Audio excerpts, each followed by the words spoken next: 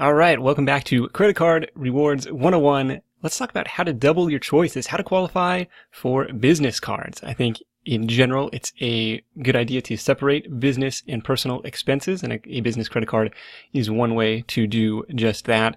So, some rules to live by on the business card front. First, what counts as a business? The rules here, as far as the credit card companies are concerned, are pretty lax. So if you ever do freelance work, if you ever sell stuff on eBay or Amazon, if you're starting a blog, if you do tutoring, any of those could count as a business. And if you have some sort of side hustle, odds are that's a business in the eyes of the banks.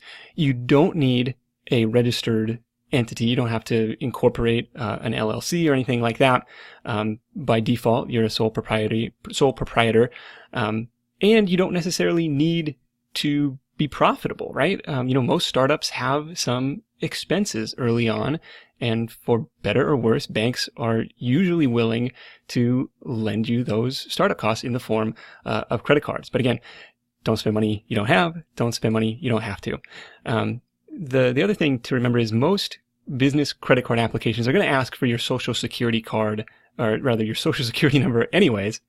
So you don't need an EIN. That's an employer identification number, though you might need it to set up a business bank account. Again, if we're talking about separating business and personal expenses, that can be a best practice.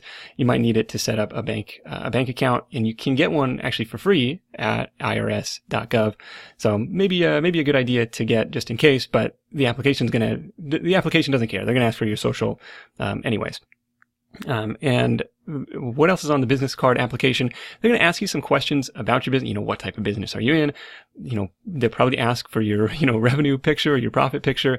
Just be truthful, right? Don't lie on a credit card application. Just fill it out as accurately as possible. So let's take a look at some of the business cards and how we can evaluate those. These are at sidehustlenation.com/business cards. So let's bounce over there. And again, this will take us to my affiliate partner card ratings, business cards.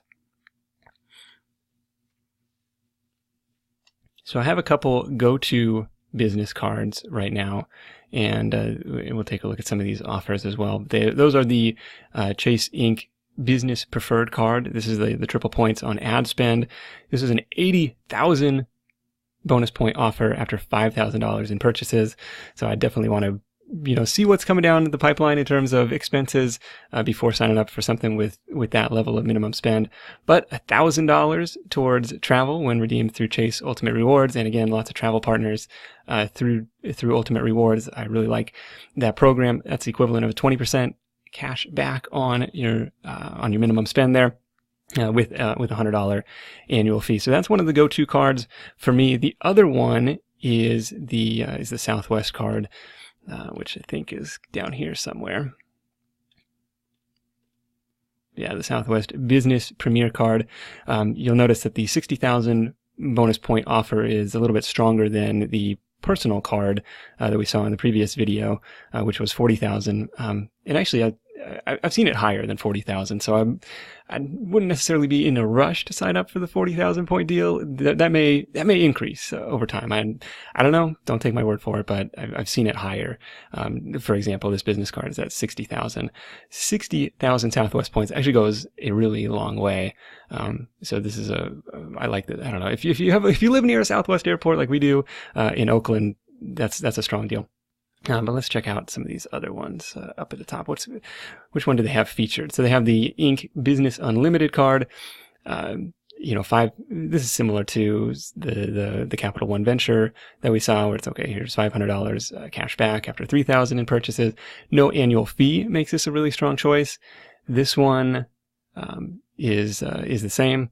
$500 cash back after $3,000 in spend. This one has some bonus categories. Okay. Yeah, the Inc. Business Cash has some cool bonus categories, which might be good depending on what your business spends money on. Also, no annual fee there.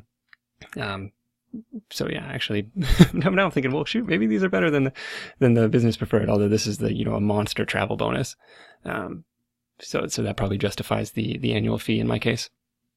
So what I would do in the case of business cards is take a look at your next few months of expected business expenses and see which of these might be a fit. Now, since you're still putting your social security number in during the application, I would probably still abide by the 3-month rule, meaning I probably wouldn't apply for a personal card and a business card at the same time. I'd wait for 3 months between those applications, and just for credit inquiry reasons, and just from the practical standpoint, is I might not have that much spending to do if I'm working on two bonuses at once. Now we've touched on the credit score impacts of applying for new cards, and I want to use the next module to go over some myths and realities on how putting these credit card reward strategies into action might impact your credit. I'll see you then.